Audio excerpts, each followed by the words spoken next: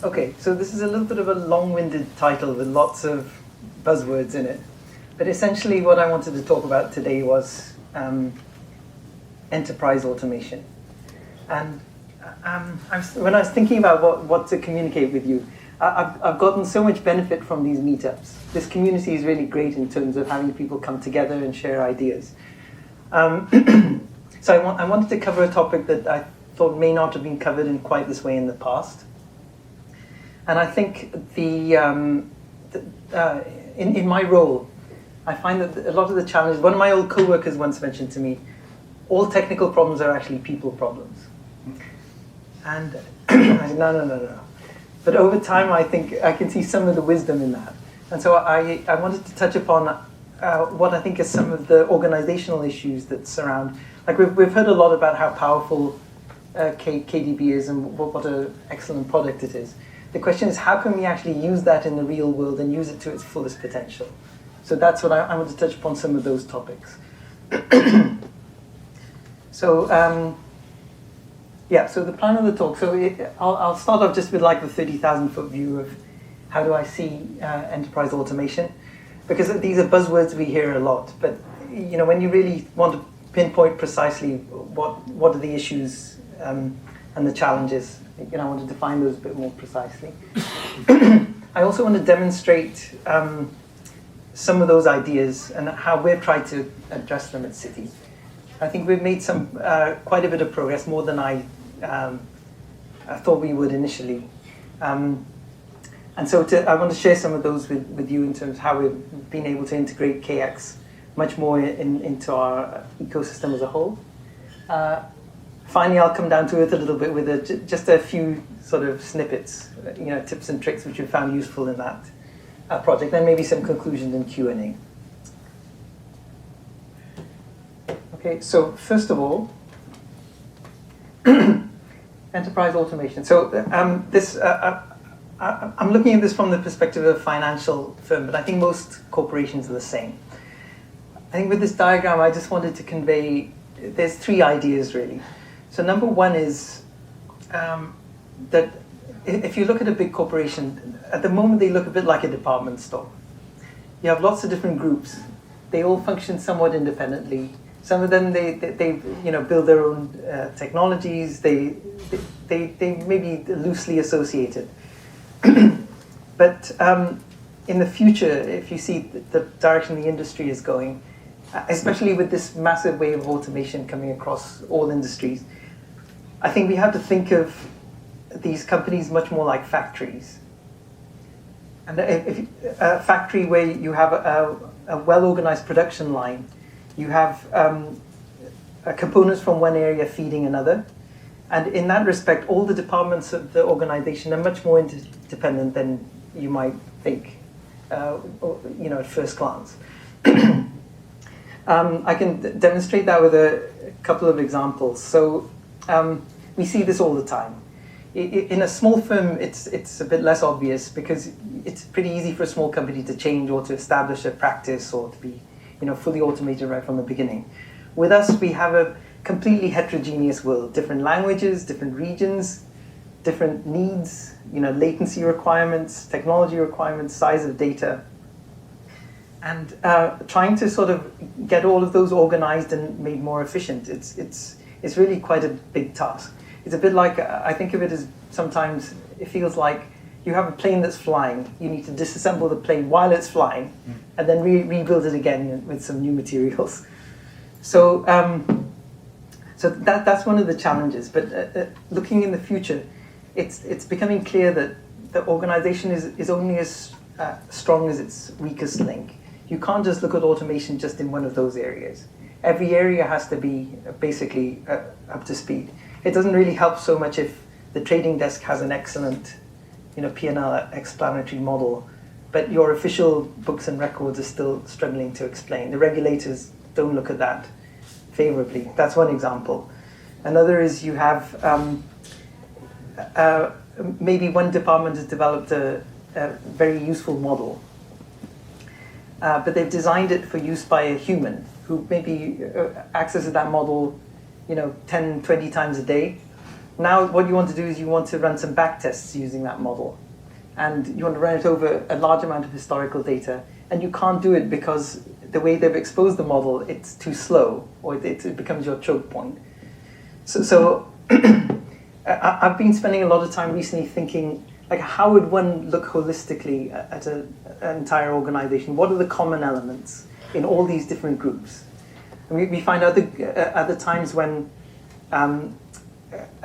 some departments have a vast number of people doing manual processes. And they say, we have no technology, we're struggling, but we have a lot of people. And you have other groups who built this very advanced technology, but they say we don't have enough people. So how do we match the two? Occasionally we get into the meetings and we say, how can we actually bridge the gaps? So I think the key here is the common processes and standards that tie together all these teams. We find that a lot of what people are doing can be done using a common approach. And it's difficult, but it can be done. So suppose now we've somehow managed to get everybody, the senior management, on the same page, and everyone's happy. Said, okay, let's have a big data strategy. So what happens next? So another problem with trying to do these things on an enterprise scale is that what the organization actually wants is something like a GPS, where you know exactly how long it's going to take you to get to your goal. You know exactly what path to take. And it tells you everything. You don't even know how to get there on your own. You just follow the steps and you'll get there in a predefined time. Whereas what actually happens, I see this over and over again, in practice, this is really what the real world looks like. And so the more I looked at it, I said, this is I love the analogy, because what happens, you roll the dice on a particular project. You don't know how far it's going to go. Sometimes you get lucky and you are able to leapfrog. Other times you find that actually it sets you back relative to what you had before. And then there's a lot of frustration. So I've been thinking about how do we avoid this cycle and make things a bit more predictable. By the way, I don't think any of these is a Python. In case there any. All right. So the big challenges, I think. So we spend a lot of time thinking about how does one define the ideal future state. We know that we need automation. Automation both for efficiency and for actually improving the quality of our product. Because without that kind of automated checking, we can't, a lot of things slip through the cracks. Technology is very good for all of these things. Once we have some idea of what the future state looks like, then how do we make those incremental steps, those chess moves that will get you to that end state without tripping up? The other massive trend that we're seeing now is, I think the development process is transformed completely compared to how it used to be. In the past, I think it used to be much more like centric around a small number of languages. Now the number of languages and libraries is proliferating.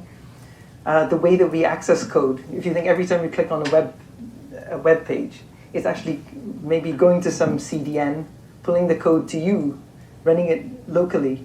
You know, you can basically, we have access to such a wide universe of software. Same with Python now. You know, I think Peter will talk about this, I'm sure, a little bit. But you know, Anaconda is such a great repository of accumulated effort of people. So the question is, how do we integrate those into our existing systems? We can't replace everything we have. We have legacy technologies. What's the right way to plug them in? When I wrote this list, I still thought that like the left-hand side is still a little bit of sort of general hand-waving.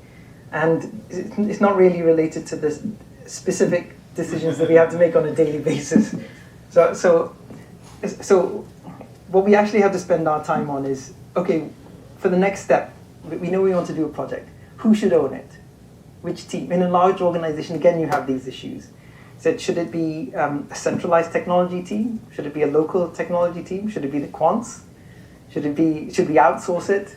You know, all of these. So figuring out the right ownership model and how people work together, that's a kind of pain point. The second one, I think, with automation, the more we think about it, the key we think is having an environment where basically the people who are going to make those leaps and advances in automation are able to spend most of their time actually doing that work and less time struggling with the environment. And that means, let's say, quants or data scientists, what is the environment they're working in? This applies both to the research process and production. That's another critical point here. I think on the research side, I see that there are a lot of advances being made because with Jupyter and various other tools, I think it's become a lot easier on the research side. But then there needs to be a pathway to take the research and actually integrate it into production environment and have all the confidence that it's going to work reliably, it can be monitored and all those things. Research tools don't always give you the level of that ecosystem or all of that support for what you're doing to achieve that. Finally, this is a big point, and I think it's most relevant, I guess, to a lot of the people in the audience. How do we take KDB from being, it's obviously a critical technology in many places, but still there's a sort of division between those who use it very actively and then those who see it as a niche product. And it's specialized and it's something niche. Oh yes, we'll use that as a time series database. But in order for us to realize the full potential of this language, it's clear that it should be part of our ecosystem in conjunction with all the other languages.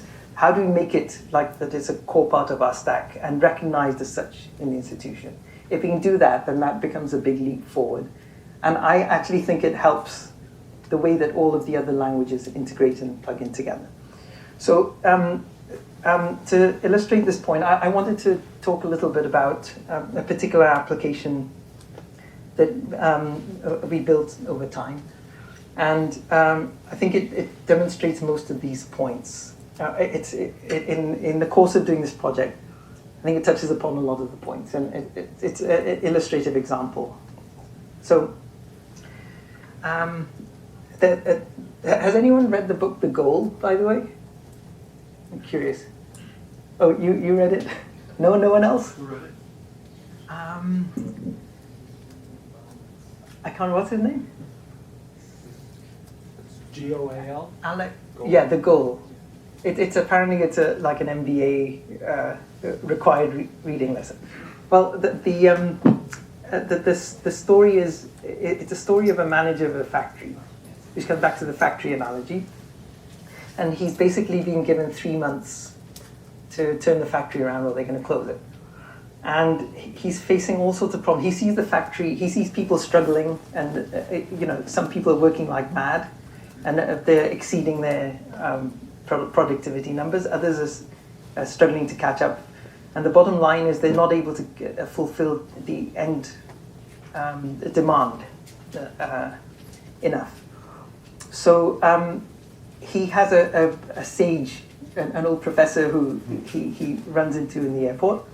And this person over time helps him to stay on track and stick to the core principles to actually figure out how to identify bottlenecks in the factory and fix them.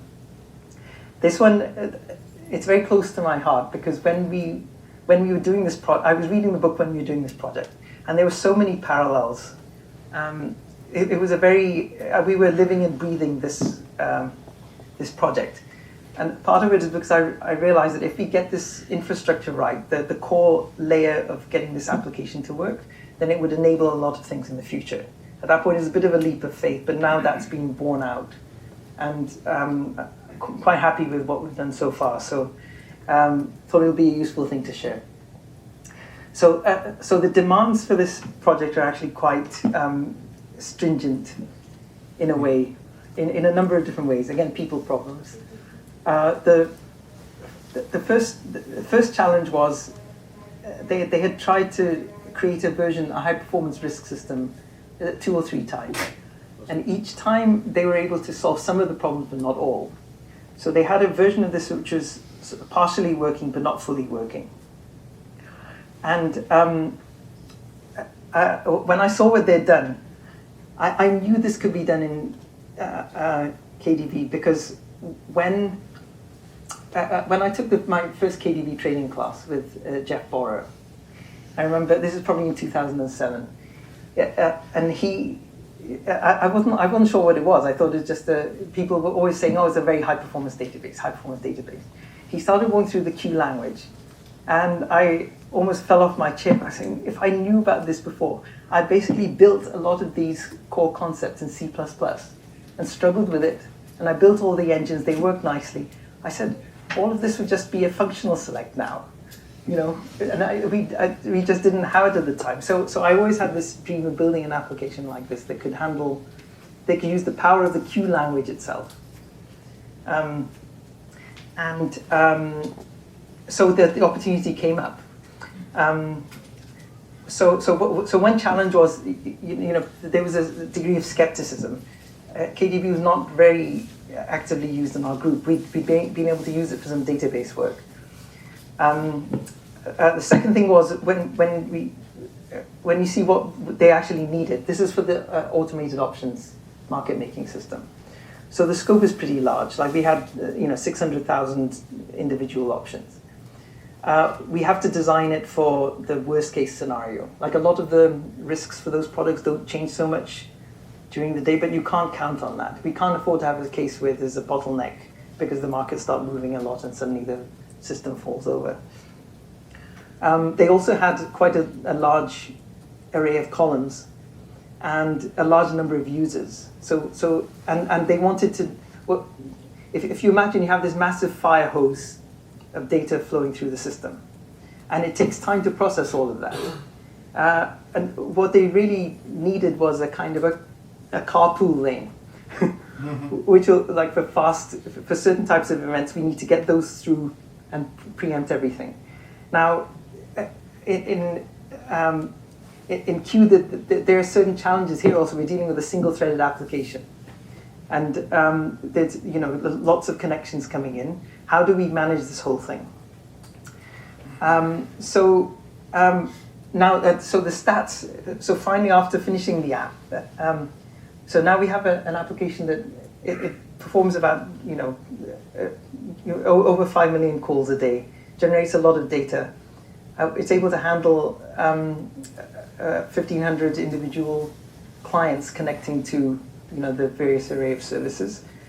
And we're able to do this with a relatively small hardware footprint. And that's largely because of the efficiency of Q. And we use, none of this really uses actively the database portion.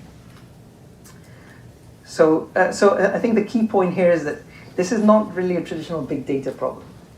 What's important here is the latency. Now, we can't afford to have the information come in late. It's a complex processing engine.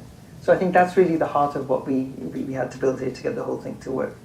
So when we looked at this, we tried to learn as much as we could from other areas. So high frequency trading, for example. HFTs have been using a lot of tricks to have their, they're also largely event-based. They do a lot of performance tuning. We also have derivatives pricing. So derivatives pricing also has this notion of you have inputs. When a particular input changes, what exactly needs to be calculated? So what we tried to do is to take these the same concepts which might apply on a microsecond timescale. They can be applied on other timescales for slower moving problems. The interesting part for us is the same principles are generally fairly universal. So we didn't want to compromise on any of these because in the past, every time if we said, okay, we just want a real-time streaming app and not support historical, it'll come and bite us sometime in the future. So we made this wish list and said we're going to make sure that all of these concepts are somehow included. So the design patterns, we used a lot of, a lot of these ideas are sort of commonly known in the industry and maybe used in other languages, but I've not seen them used to this extent in Q. So the main work we did is build the Q layers on top of the core language to support a lot of the microservice architecture. And primarily, I would say the two most important ideas are this idea of distributed computation. If we take a set of services which need to communicate in a somewhat of a complex way, what do we need to add on top of the existing language to make that work in a way that's friendly to the coder, and it should support all the operations that a user wants to look at in a fairly easy manner. Okay, so this is a simplified diagram of what we sort of ended up building. The key point here is on the left-hand side we have, this is a hybrid system. So again, coming back to the point of how we integrated existing applications, like sort of rebuilding portions of the plane in flight. We added this queue layer in between our existing options pricing models and between the front ends. So this achieved a couple of very valuable things. Number one is the GUI team loved us, because previously they were building all the business logic in the GUI. So they'd subscribe to all the data, and then they have to implement the logic. If the user wants something, they put it in the GUI. Then what would happen is everyone's desktop had to have massive amounts of RAM because they're pulling in all this data. The third thing that happened is sometimes one person's screen was disagreeing with the person next to him, and so they're starting to lose faith in the numbers. So we said all of this needs to be serverized on the back end. And so the question is how to build that server properly. Once we designed and built those servers efficiently, the GUI layer became exactly what it should do, just pure display and management of parameters. And so they're happy.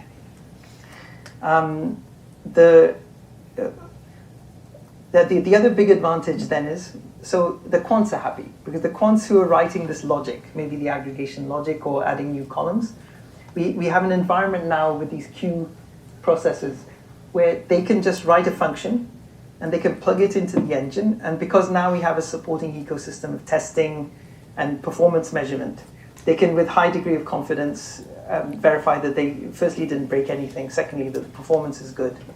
They can basically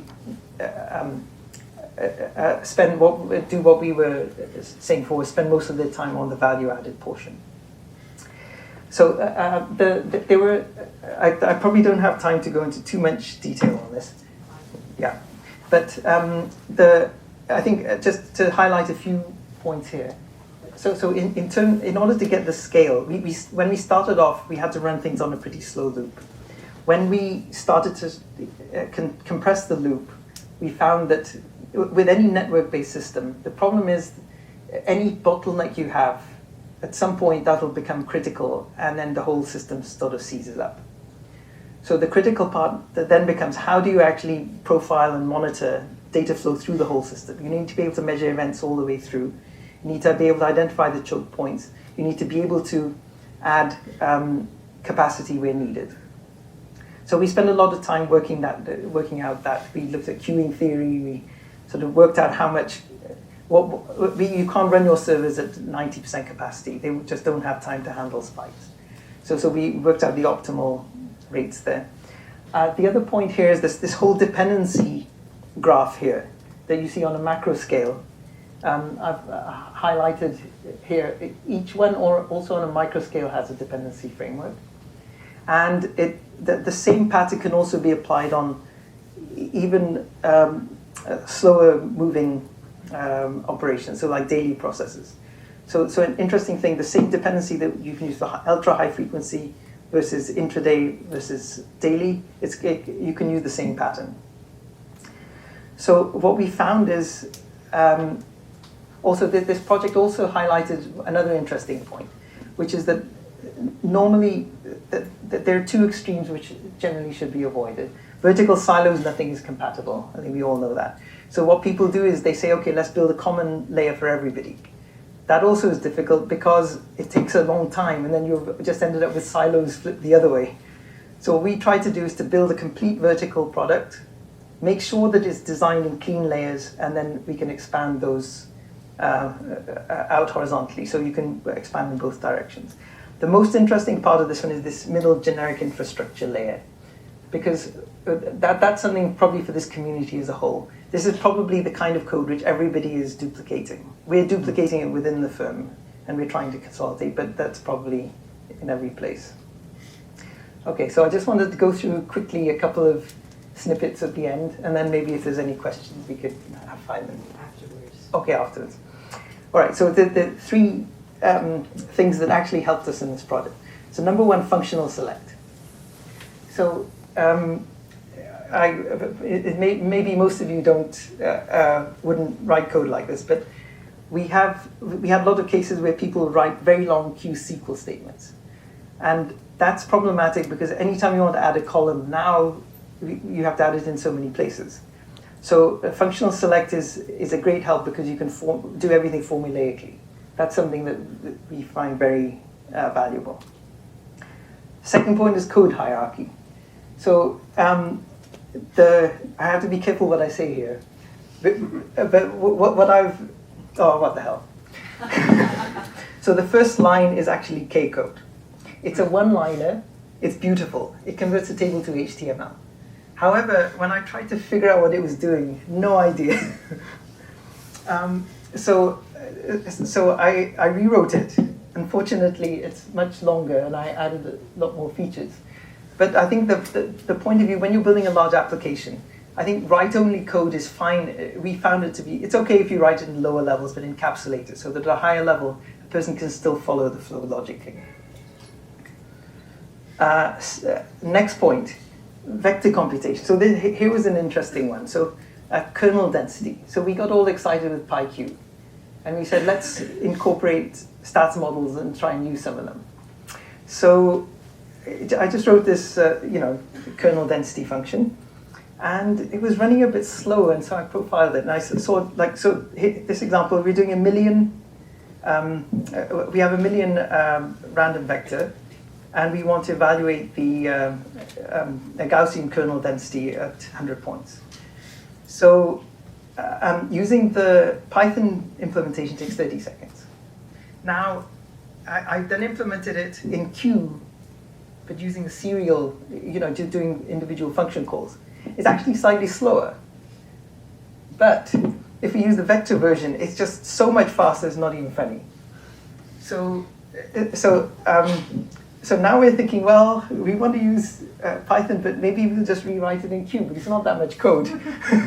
So we just write kernel density and a whole family of them. This also illustrates something interesting. It's kind of like object-oriented programming design, where a person can basically specify the kernel type, and then that's just, it'll route your. KD is just a dictionary, so you just access it by a string, and then you get your function. Okay, so in terms of wish list, what would we like in hindsight? What would help us? So number 1, with distributed systems, it would be great to have some dynamic resource management. So to be able to bring up services as needed, to be able to split your problem into more instances. Second thing is shared memory. Is this a common? So if you do Stripe, at the moment you have to copy things. So peer-to-peer seems to work quite well. Shared memory is another high-frequency or trading concept they've been using a lot. A distributed select and joins. If you have tables across many services, we end up, you still have to actually issue the various select statements yourself and sort of pull them in. So thinking of that level of abstraction, like should we think about distributed data sets? That's one. Last one is QConda. Mm-hmm. So if you write at me, so I don't think I have to say much about that. You all know what I mean. Okay, so conclusions. So we have what we achieved. We have the organization is much happier now because they're able to focus on the aspects which is their skills. Before we were not really using them properly. Yeah, KDBQ is now a core part of the stack. Whenever we have a problem like this, the team is able to. We built the original version, but the team has adopted it, and various teams have taken it on, and they find it helps them. At the point where they find it's in their benefit, they've now run with the ball and taken it to another level, which is really good. in the beginning, we used this just as a risk display, but now over time, it's become the most trusted source of risk. So now they actually, on their own accord, have said, we want to use it for making automated trading decisions. That completes the whole cycle. And finally, we've been able to apply it to actually a large number of other unrelated projects. It's reassuring to see, if you remember the original diagram, across the firm, all these disparate projects, everything from NLP to trading strategy backtesting, even like derivatives validation of market data. All of those fit into this framework very nicely. The quants plug in, the framework handles things for them, and it runs pretty reliably. So finally, lessons. Number one, sponsorship. The only reason we were able to do this project is because the business was very supportive. Like, they stuck with it through all the sort of hiccups along the way, and they saw that what it was capable of, and now we got over the hump and got to cruising altitude. Secondly is patience. It takes a lot longer to build these layers than one thinks. It's quite difficult, and you have to stay the course. Third thing is to integrate Q into the ecosystem. I want to quote somebody in my group who is very skeptical of some of the Q code that we've written. I said, why don't you look at the code? So they read the code, and he said, you know, the only piece of code I understood is your code, because it looks like C++ to me. So I said, whatever, but I wrote it in a way that it's intended for people to be able to understand. And as a result of that, now they've adopted that product, because they were thinking of actually finding some alternate solution. So I think we've demonstrated Q itself. Forget KDB, forget big data. It can be a very effective tool, and for this type of problem, everything ultimately is becoming real time. So I think this is an important part of, I think, Q development. That's it.